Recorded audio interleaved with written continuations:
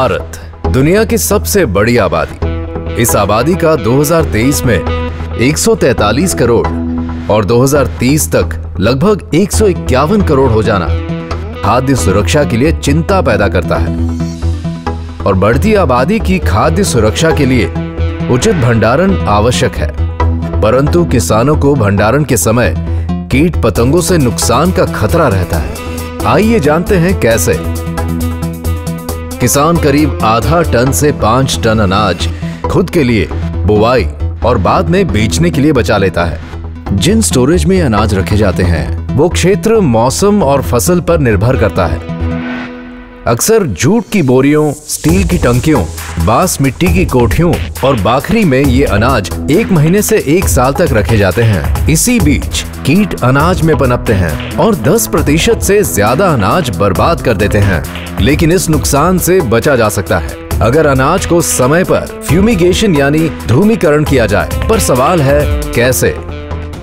देश की खाद्य आपूर्ति की रक्षा और एक खुशहाल और बेहतर भविष्य के लिए खास तौर से डिजाइन किया गया है UPL SAS का क्विक फॉस, अनाज की सुरक्षा का बेहतर तरीका।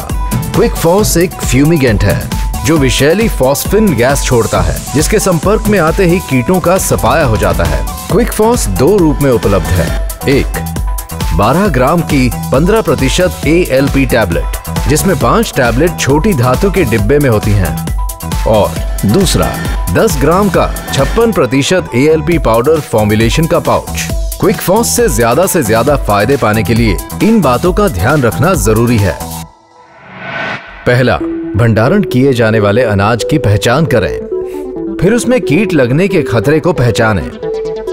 अनाज के भंडारण के लिए सही जगह को चुनें और उसे भंडारण के लिए तैयार करें। अब अनाज की रक्षा के लिए क्विक फॉस फॉर्मुलेशन का इस्तेमाल करें। जिस तरह का कीट हो उसके हिसाब से क्विक फॉस की मात्रा तय करें। सावधानी बरतें और किसी बच्चे या पालतू जानवर को आसपास न आने दें। ALP टिन खोलकर टैबलेट को कपड़ों की थैली में डालें। अब उसे टंकी में अनाज के ऊपर या बीच में रख दें। ALP पाउच खोलकर उसे सीधा अनाज के ऊपर या बीच में रख दें। अब टंकी, डिब्बा, कोठी या जिसमें भी अनाज रखा हो उसे पॉलीथीन शीट से सील बंद कर दें। फ्यूमिगेशन किए अनाज को 7 दिनों तक नहीं छेड़ना चाहिए। फ्यूमिगेशन किए गए अनाज का उपयोग करने से पहले इन बातों का ध्यान रखें। धीरे धीरे कोठी, टंकी या डिब्बे से गैस को निकलने दें और ध्यान रखें आसपास कोई बच्चा या पालतू जानवर न हो।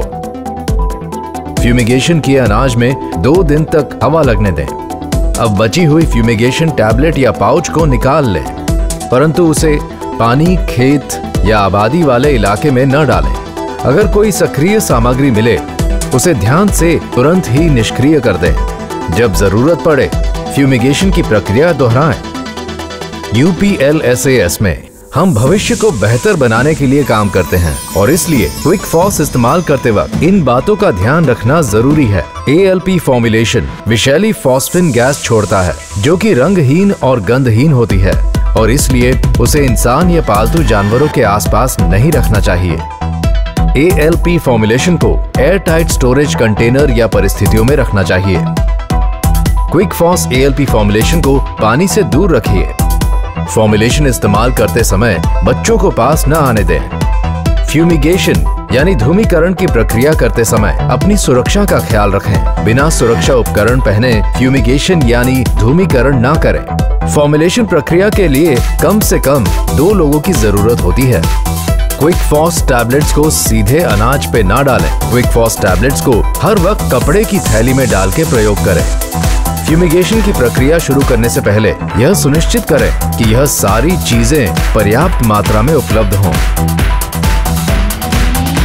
किसान को आगे लाने के मकसद के साथ UPL SAS का लक्ष्य है अनाज के भंडारण को सुरक्षित और बेहतर बनाना। एक बेहतर जिंदगी और बेहतर कल के लिए UPL SAS का क्विक फॉस।